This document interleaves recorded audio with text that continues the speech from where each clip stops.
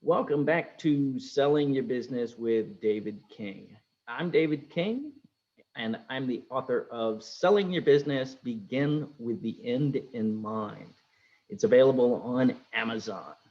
Today, I am joined by Kirk Michie. Kirk, welcome. Thanks, David. Good to be here. Now, Kirk, we have had investment advisors on the show. We've had exit advisors. We've had investment bankers. You are none of those per se. You're kind of a MacGyver within the M&A field. So how do you describe the services that you, and by way of background, Kirk is the founder of Candor Advisors, a new firm here in the San Diego area. Kirk, how do you describe the services that you provide? Well, I think I like the MacGyver thing. It's that might get some traction because when I described what I do as being the Ray Donovan of capital issues, I think it created the wrong imagery for people. I don't know if you've seen the show Ray Donovan, but I like Ray Donovan. He's a little rough. He fixes problems, and to be clear, I don't drive a Mercedes CLS, and I don't have a baseball bat in the trunk. So the way I would describe it is this: we get founders to better outcomes, but importantly, we don't have a viewpoint about what's the right outcome. So an exit planner, by definition, has to be working on an exit, whether it's near term or in the future. And sometimes the best outcome for a founder is to develop a successor and make their peace with the idea that it's a lifestyle business and they need to become kind of a limited partner in their own business. Other times, going directly to a private equity firm and because it's the right fit and the chemistry will be right is the right path. There are plenty of other times where engaging the right investment banker and running a process, whether it be narrow or broad, is the right answer. And then there are some times where it's some combination of those things, or an ESOP, or solving a problem with a misaligned shareholder interest to get things on a path. So what I don't do, and what maybe is the difference with some of the others, is that I don't really start out with the idea that there is a specific outcome that we need to get to. I think the way I sometimes describe it to the founders that I'm talking to is that if you could combine elements of a McKinsey, Bain, BCG from a consulting standpoint, if you looked at the transaction advisory services of the big four accounting firms, if you took the due diligence processes of a private equity firm and the insights and market awareness of an investment bank, and you added in maybe just a skosh of Tony Robbins, you probably get something like what I do. Wow. Yeah. We'll drill down on all of those various areas because that's a lot that you cover. Tell me about yourself, about your background. Where did you study and your career path to wind up here today? Yeah, so I have a degree in finance from SC a long time ago, and I have been in finance and investments for more than 30 years. I've spent about 2/3 of that time on the investment advisory side, either client facing or in kind of management and strategic roles. And about 1/3 of my time, and importantly, the last 12 years, have been much more involved in M&A, either as a principal at a private equity firm or as an advisor helping founders get to kind of this best possible outcome. And so when I formed Candor Advisors a year ago, it was sort of informed with lots and lots of useful scar tissue, the benefit of all of the different things that I've done over time, and a viewpoint that what I'm doing was needed, that it's not differentiated from something somebody else is doing, that there was a gap in the marketplace and I thought I could fill it. So are you, in your services today, are you usually hired by the founders or the company? So always by the founders. Your question is a really good one because it doesn't have to be that. It could be professional management. It could be the next person who's come in. In fact, one of the projects that I was contacted about a couple of weeks ago by a Vistage chair is the transition to professional management has happened, but one of the co-founders, it's a husband and wife that founded the business, one of the co-founders died unexpectedly. There is now, a little bit of misalignment of shareholder interest between the widow and the professional CEO. The process had already been started with an investment bank to work with the CEO to find an outside capital source to come in. And now the widow needs some help in kind of navigating what's the right way to think about valuation and who's representing her. So I've been brought in to help her to kind of match up with the investment bank to collaborate towards a good outcome. On all five other clients that I'm working with right now, it was a successful founder who had a viewpoint about whether, it was time to go to market or wanting to investigate whether, kind of going to market or developing some sort of exit plan or some sort of monetization strategy was kind of in the offing. So if you're working with an owner, a founder, you're considering their rather financial assets, their total financial picture? Yeah, I am. And I'll tell you that one of the critical things, there's usually a pretty big gap between what a founder feels like they need to get from a sale or what they deserve for their business, and then the market reality, right? A business is essentially worth what the market's willing to pay for, the financial results that they can see, plus whatever growth they want to give you the benefit of or think might reasonably happen, and minus any risk they think is there to getting to that future growth or any, kind of vulnerability to the business. And founders oftentimes have a viewpoint that, hey, I'm not going to sell if I can't get $20 million, or I'm not going to sell if I can't get $100 million. And that's usually not informed by what the marketplace looks like. And importantly, it's not usually informed by what they would need to get so that on a net after tax basis, they can endow the rest of their life for their next adventure. So I usually start there. And this is where some of the financial advisory work comes into play, is to say, if a founder thinks that they need to get $20 million for their business, I mean, look, if their business does $5 million of, kind of net income or EBITDA, then I suspect we'll get them to that goal. On the other hand, if their business does, $1.5 million of net income or EBITDA, we got to kind of figure out where they got to the $20 million number, and what do they really need to get from sort of a expense or cost of lifestyle in order to walk away. And of course, all of that presumes that they're really, really clear on why they want to sell. So a lot of what I do is get them clear on why they want to sell. Then we do the math. So Kirk, do you consult with the business, look at the operating results of the company and say, these are ways to increase your revenue, these are ways to increase your profits? I do, although I would tell you that most of the work that I do, David, is not what I would call operational consulting. Mm-hmm. I would,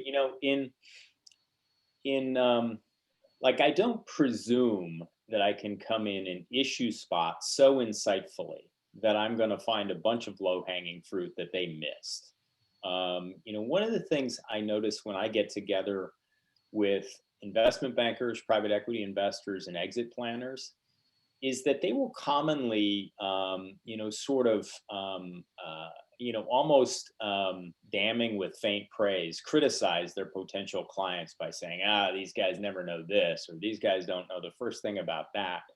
Like, I really, really love hanging out with entrepreneurs. I love spending time with people where, I think, wow, I just never would have thought of that, or I would have never seen that opportunity.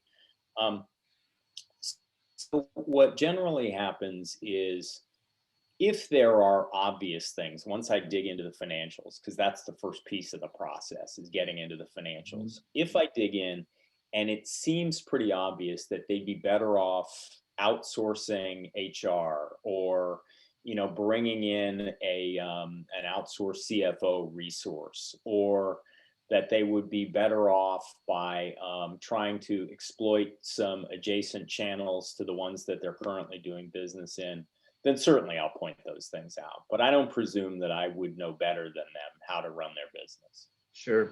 Yeah. Good point. Now, you've mentioned private equity firms. Are you generally geared towards placing owners with a financial buyer, like a private equity firm, a family office, or do you also help them to possibly locate a strategic buyer? Yeah.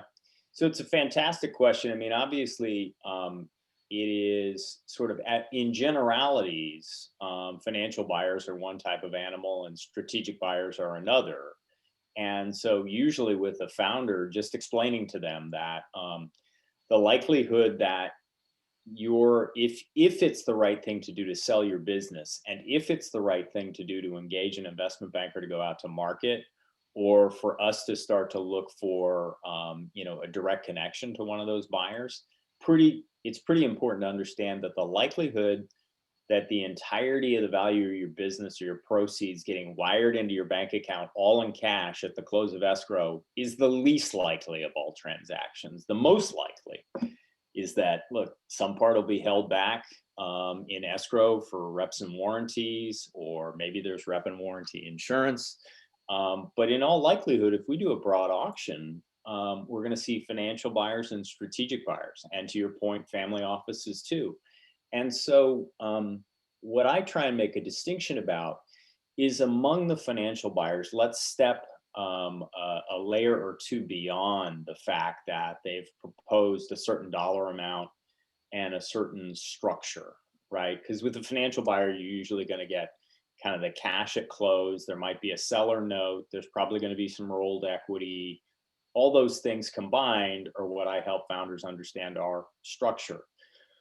So it's important to understand, which of those things, especially on something like, say, an earnout, is not secure or not certain, right? So getting them to understand kind of the risks to getting those other pieces is really critical with a financial buyer. And having been the buyer or part of a group that bought 14 businesses, I know what I'm talking about when it gets there. I was a partner at a private equity firm. We bought 14 companies while I was there. I've seen the good and the bad of that. And so, helping them to understand that, moving a step beyond the idea that it's a financial buyer in their structure, and saying, if you're going to roll equity, then you're in effect becoming an investor with them in your business. What does their track record look like? Right? So if we've got an established middle market private equity firm that's had 3 or 4 funds, and we can look in databases and see what their performance has been, and it's good, well, then I'm much more inclined to roll equity with that private equity investor than an independent sponsor that does things a deal at a time that can't show us a bunch of successful outcomes to prove to us that rolling our equity with them is going to make sense. So you touch on a really important and complicated issue. For the benefit of all listeners, can you give just a 30,000-foot summary of how a typical private equity transaction works, multiple stages, multiple ownership? Yeah, sure. So, I think that for a lot of people, understanding kind of the origin of private equity, it was, essentially, the Blackstone people and the KKR people figuring out that if you could use the real estate model or the acquisition of real estate to acquire a company instead, that you'd be able to make a whole lot of money, which is to say, geez, if we could borrow a lot of the purchase price and the debt wasn't too expensive, then the multiple of our equity that we put in, kind of like your down payment on a house or a building, we could make a whole lot of money. That's, the leveraged buyout of shows today, is that in a private equity transaction, let's say you're selling your business to a private equity firm for $50 million, you might be getting 30, 35 million, 40 million of that in cash at close, Mhm. but then the balance is going to have some structure. They're going to say, we want you to retain some equity. Your equity is in the new company that's being formed, not really your old company. So that may or may not be the same percentage that it looked like in the old company. And then there's also going to be the potential to make more money in an earnout. Like maybe they're going to say to you, if your financial results get to, your current level plus 20% at the end of a year, we'll pay you this much more. Mhm. But if you don't get to that earnout, you get none of that, Mhm. right? And we're going to issue you a seller note. Now, this is a great thing for you, David, because, even though we're giving you 20% of the purchase price in the form of a note, we're going to pay you 9%, which was much more than you can earn on your money right now. And you know how secure the asset is. It's the business that you're selling to us. Well, you got to kind of understand on that one, like where does your note sit in the financial structure? What's the likelihood that you don't get paid back? What's the likelihood that you're going to have to like foreclose on the business that you sold? Are Yeah. they giving you personal guarantees? So that the difference between like the strategic buyout and the financial buyer has everything to do with structure. Strategic buyer is usually not going to be goofing around with structure. It's usually going to be mostly cash at close. Mhm. Financial buyer, it's going to be a combination of at least 2 and probably 4 different sources of payment. And the financial buyer will typically take on a majority position in the company, in the target company. They usually will. There are different kinds of private equity firms, right? So you've got majority recap investors, people that, essentially recapitalize the business by taking a majority stake. But Mhm. there are also minority or growth capital firms that might take control of the business, but not buy the majority of the equity. And by that, I mean, maybe they put preferred stock in there, or they put financial controls in there to say that, and even though they're only buying 40% of the business, you can't make a $50,000 decision without their approval. They'll create a board of advisors, so that, they kind of have majority control of the board of advisors.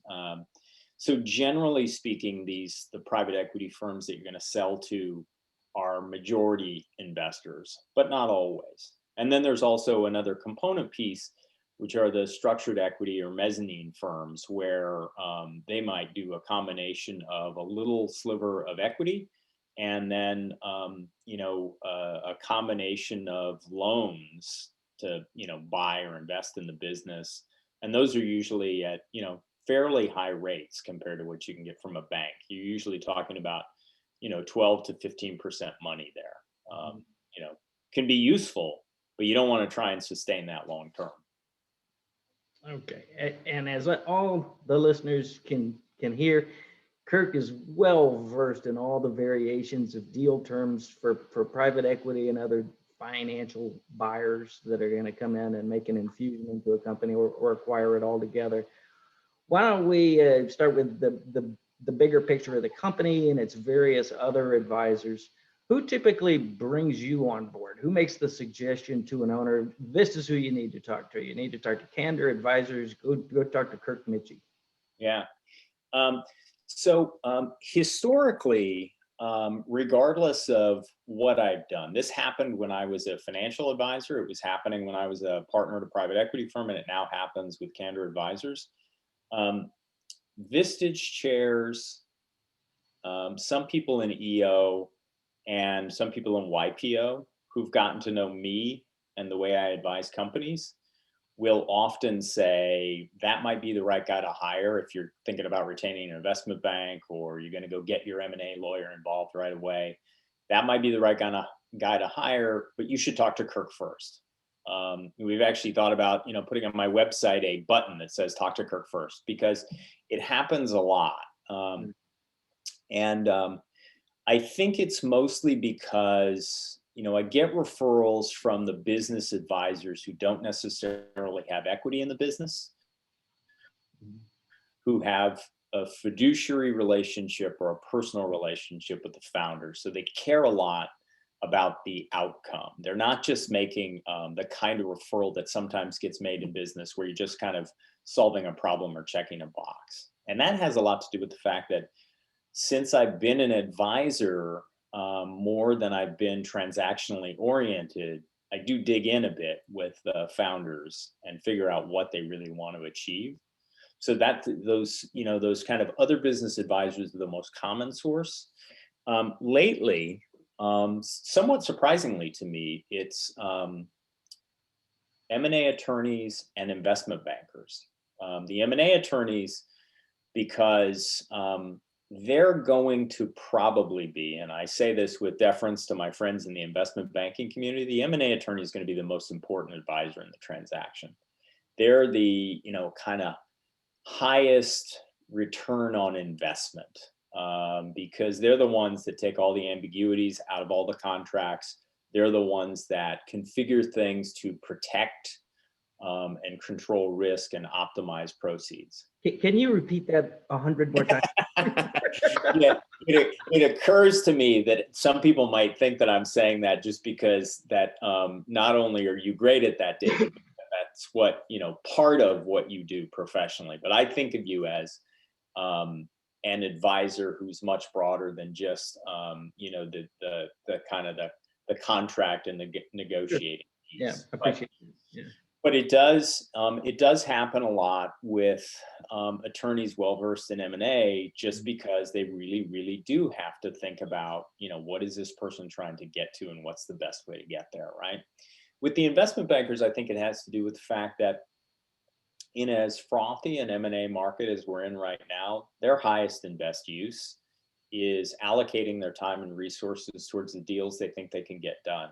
So if they're talking to somebody who has a strong desire to sell, but didn't file their 2019 taxes yet, and has not kind of professionalized their structure and doesn't really have C-level executives in the organization and hasn't really put the business in a position so that somebody could take it over.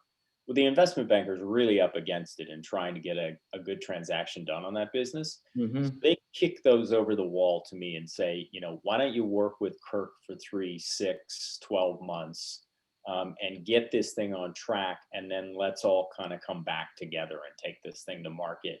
Because ultimately, they'll end up getting a lot more for the business if they've put it in a condition so that they've minimized or eliminated the things that they're going to get discounted for, and they've optimized the things that buyers are going to pay up for. Okay. Do you presumably you also work with CPAs and the full team? Who do you typically see on a full team that's adequately staffed? And I know you could have a number of different people, but you'd say, okay, that's covered for.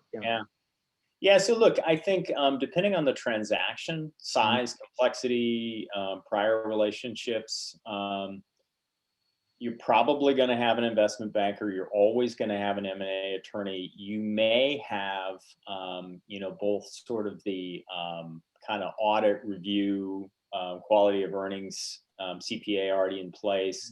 You will probably have, a personal or corporate, accountant who can do some of the tax planning. You may have a wealth manager involved who, if they've got the right resources, can be really, really helpful with the modeling of, various kind of letters of intent and potential deal structures. And you may also have some legacy planning people in there, some people that sort of think about the charitable pieces if it's going to be a big enough transaction. And I've also been involved in transactions where there's someone else who kind of did what I did, that this guy hired both of us. And what's interesting is that what he found was that he didn't get rid of either one of us. And we're about to, kind of finish the transaction together. And he said to me the other day, it's amazing how much you guys say the same thing. Like, yeah, not so amazing. But I will tell you that the really vital people in the transaction, there has to be some advisor who's helping the founder who to optimize that thing that they want to accomplish, and who can help them with structure and who can help them with the contracts and the negotiations. So the most important advisor, again, with deference to everybody else in the picture, is not necessarily me. It's definitely not the investment banker. It's not the CPA. It's the attorney. The attorney is the most important advisor in the mix. And I'm not just saying that because I'm talking to an attorney. It just, in my experience, that's the person who's most critical. We got to get that piece right. So when I build a deal team, even though we might start with interviewing and sort of stack ranking our investment banker choices, the next conversation, especially if there's not already a corporate attorney with deep domain expertise in M&A, the next conversation is talking to kind of who are the right attorneys. And that combination of enough reps at the M&A gym and the right chemistry with the founder is huge. Now, for what type of company, what size of business is your sweet spot? Because I'm wondering, smaller deals just aren't going to have all of those advisors, and bigger deals may have firms that provide all those services, large firms, That's right. What companies are you working for these days? What size? Yeah, so if you'd asked me this question a year ago, I would have told you that the sweet spot was somewhere between 15 or 20 million and 75 to 100 million. What has happened is that I've only worked with one $15 million company, and we're still working together. We're actually doing some interesting things that we didn't contemplate when we started working together. And I'm working on with two companies right now, one that's moving towards selling, the other one that feels that 12 to 18 months from now is going to be a much higher value. They are in the neighborhood of 240 to almost 500 million. I wouldn't say that that's my sweet spot. That skews towards the top end. I think solidly middle market businesses in the kind of 40 to 100 million range can afford to hire all the people that that I've mentioned, can more importantly optimize the services we provide, and will have some choices about what kind of buyers they look at. So in a way, David, the market decided what my sweet spot is. My specific domain expertise, my experience is solidly middle market. And by middle market, what I mean is that kind of 20 to 100 million area. So you'll typically go through the analysis with the company, with its owners, and make a decision what's the best transaction to execute upon right now, right? Yeah. And then the investment banker will take that decision and try to execute upon it and find the right buyer, help them get the top price for it. Yeah, they will. In fact, the distinction I would make is that, say below 10 million, an investment banker will have a hard time striking a balance between creating enough competitive tension among the potential buyers and getting enough of a fee so that it makes sense for their time. So that's usually the domain of business brokers. But a lot of times, I'm in meetings all the time where somebody will describe an investment banker as like a real estate broker, and they're really, in a simplistic way, that's true. But there's no multiple listing services per se for middle market businesses. The contracts are all bespoke. They're all unique. They're all different. So there's no kind of uniform contracts. And the other really, really important distinction is the marketing, the competitive tension that gets created, the the structuring and negotiation of the deal pieces, the playing one buyer against another, and then the advising on who the best potential buyer is in coordination with the M&A attorney. That's the domain of great middle market investment banks. So I don't know if that kind of specifically answered the question, but the investment banker is usually the one that's going to go out there and get that stuff done. But I'll also tell you that one of the things I've noticed about my business, and this, the investment bankers listening in on this might hear this and go, "Oh, great," is well, and that there are times when the investment bank and the founder's interests might not be as perfectly aligned as they think they're going to be. We all, and I'm sure I'm guilty of this too, we all have blind spots about our own self-interest, right? So if there is, if you're selling a company and one buyer is 50 million all cash at close, no risk for the owner, no tail liability, right off into the sunset, make sure they know where the keys and the cleaning supplies are, and you're done. And there's a $65 million transaction with a bunch of structure attached to it. Well, I will tell you that for the founder, the $50 million transaction might be the better transaction to do, depending on what their interest and their inclination towards continued work is. But if you're the investment banker and you're going to get a percentage of the gross proceeds of the transaction, then the $65 million transaction looks pretty good to you, right? And so sometimes I diverge with the investment banks. I try and think of it from a fiduciary standpoint. The other thing is that if an investment bank has a relationship with the seller and the seller engages me before they engage the investment bankers never love my involvement in the process, because I have to make it a competition. I have to bring other people to the table, right? If they're the right investment bank, they're going to get the deal, not just because of their relationship, but because they're the right fit for the potential outcome, the chemistry with the seller, and a number of other factors. If, on the other hand, the expectation is that somebody would spend something that took them decades, maybe a lifetime building, and they're just going to engage any of us because of a personal relationship.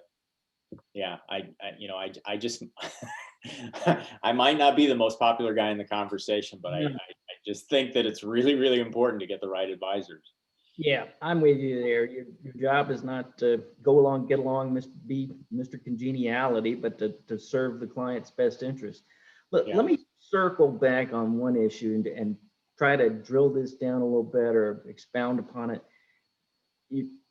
We got the distinction between your services and that of an investment banker.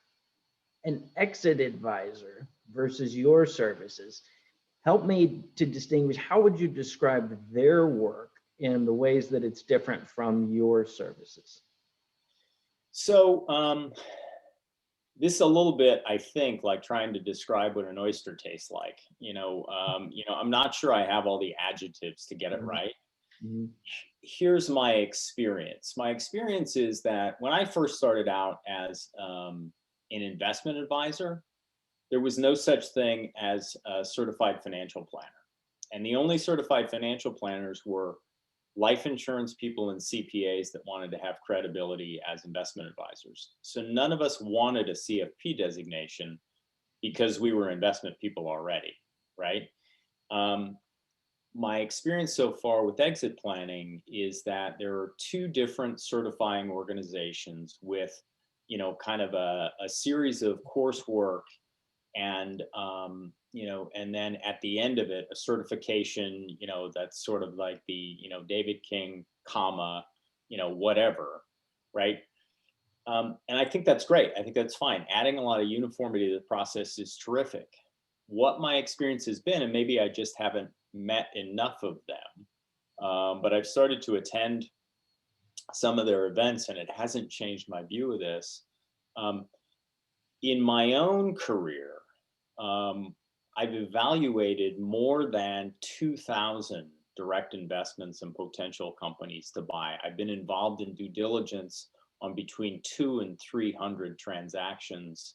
I've been part of evaluating or issuing more than 100 term sheets. I've been part of buying 14 businesses and selling around 40. Most of the exit planners that I've met haven't seen that many term sheets, haven't been involved in that many transactions. And I think that if you don't have that much experience, then you want to discount the idea that experience matters. But I think this is an area where having seen lots and lots and lots of different things makes a huge difference. And I think that's the big difference. And so, I certainly don't want to be the guy that says that, exit planning, like is like there's anything wrong with it. I mean, I think it sounds right in concept, but I haven't met that many exit planners that have been part of so many transactions that they can be as useful as somebody like you, who's been through a lot of transactions, somebody like, a great investment banker who's been doing it for years and years. That, and I'm not sure that that's enough of a distinction. And I'm not sure that I care enough to try and make that the hill I die on. No, it's true. The exit planning field is relatively new, and to so many business professionals out there can't really define what their services are, although they have a general feel for it.